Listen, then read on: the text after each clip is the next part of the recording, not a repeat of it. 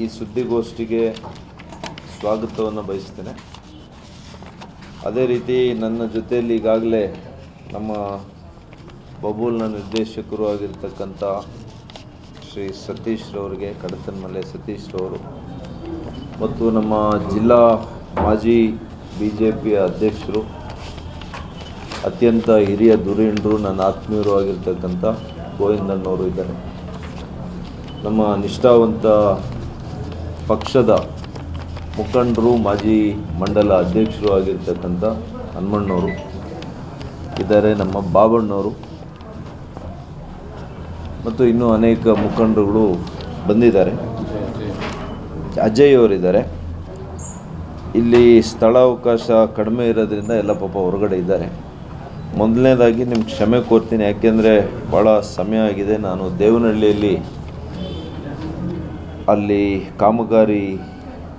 ಕಾಮಗಾರಿಯ ಉದ್ಘಾಟನೆ ಮತ್ತು ಶಂಕುಸ್ಥಾಪನೆ ಕೆಲಸಗಳಿಗೆ ಅಲ್ಲಿ ಕಾರ್ಯಕ್ರಮಗಳಿದ್ದರಿಂದ ಹೋಗಿ ಅಲ್ಲಿ ತಡ ಆಗಿದೆ. ಈಗ ಯಲಹಂಕ ಕ್ಷೇತ್ರದಲ್ಲಿ ಈ ತಿಂಗಳು 27ನೇ ತಾರೀಕು ತಮಗೆಲ್ಲ ಕೂಡ ಗೊತ್ತಿದೆ, ನಾಡಪ್ರಭು ಕೆಂಪೇಗೌಡರ ಜಯಂತಿ ಆಗಿದೆ.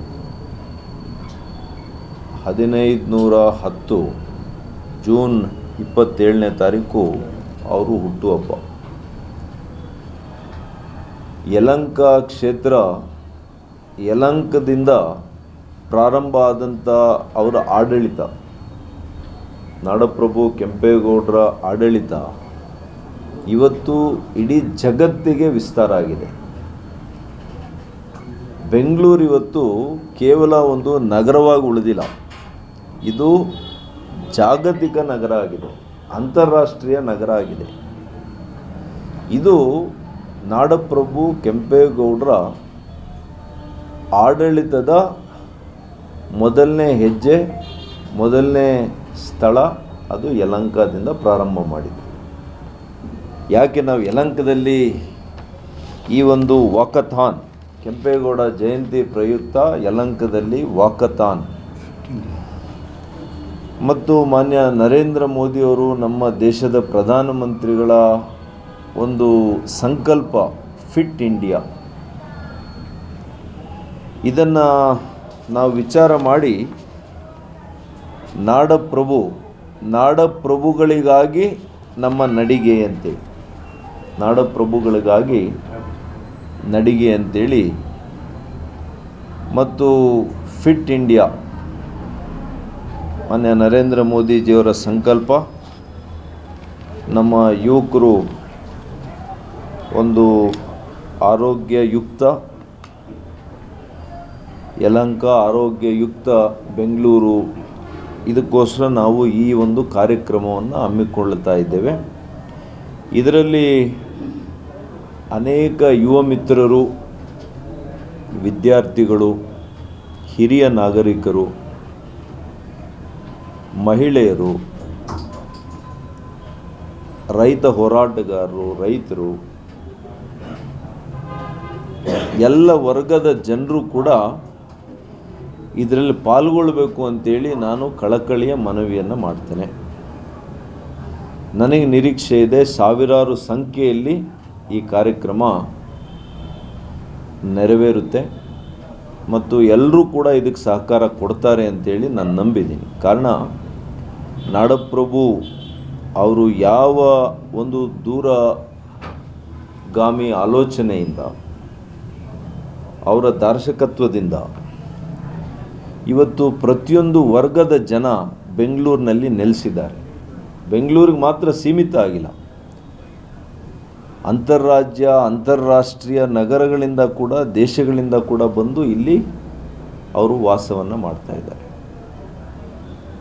ಇವತ್ತು ಅವರು ಮಾಡಿದಂಥ ಪೇಟೆಗಳು ಅವತ್ತೇ ಸಾಮಾಜಿಕ ನ್ಯಾಯಕ್ಕೆ ಒತ್ತನ್ನು ಕೊಟ್ಟಂಥವ್ರು. 1510 ಅವರು ಹುಟ್ಟಿದ್ರೂ ಕೂಡ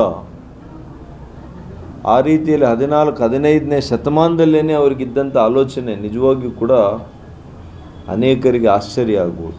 ನಾವು ಇವತ್ತು ಮಾತಾಡ್ತಾ ಇದ್ದೀವಿ ಸಮಾನತೆ ಬಗ್ಗೆ, ಸಾಮಾಜಿಕ ನ್ಯಾಯದ ಬಗ್ಗೆ. ಕೆಲವರು ರಾಜಕಾರಣಕ್ಕೋಸ್ಕರ ಸಾಮಾಜಿಕ ನ್ಯಾಯ ಸಮಾನತೆ ಅಂತ ಹೇಳ್ತಾರೆ ಬಿಟ್ಟರೆ ನಿಜ ಜೀವನದಲ್ಲಿ ನಡ್ಕೊಳ್ಳಲ್ಲ. ಆದರೆ ಅವ್ರು ಏನೂ ಘೋಷಣೆ ಮಾಡಲಿಲ್ಲ, ಸಮಾನತೆ ಅಂತ ಹೇಳಿಲ್ಲ, ಸಾಮಾಜಿಕ ನ್ಯಾಯ ಅಂತ ಹೇಳಿಲ್ಲ. ಆದರೆ ಅದನ್ನೆಲ್ಲ ಅಕ್ಷರ ಸಹ ಮಾಡಿದರು. 50-60 ಪೇಟೆಗಳನ್ನು ನಿರ್ಮಾಣ ಮಾಡಿದರು. ಅಕ್ಕಿಪೇಟೆ ಇರ್ಬೋದು, ಮತ್ತು ಕುಂಬಾರಪೇಟೆ ಇರ್ಬೋದು, ತಿಗಳರ ಪೇಟೆ ಇರ್ಬೋದು, ಬಳೆಪೇಟೆ ಇರ್ಬೋದು. ಹೀಗೆ ಒಂದೊಂದು ಸಮುದಾಯಕ್ಕೆ, ಕುಂಬಾರರ ಪೇಟೆ,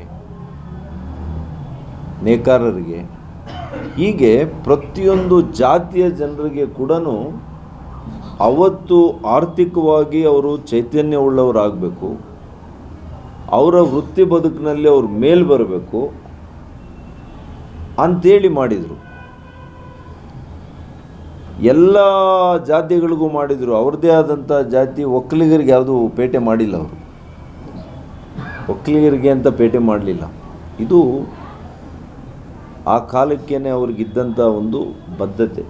ಇತರೆ ಜಾತಿಗಳ ಜನರ ಜೊತೆಯಲ್ಲಿ ಬೆರೆತು ನಾಯಕತ್ವವನ್ನು ಕೊಟ್ಟು ಅವರಿಗೆ ಶಕ್ತಿಯನ್ನು ಕೊಡುವಂಥ ಕೆಲಸ ನಾಡಪ್ರಭು ಮಾಡಿದರು.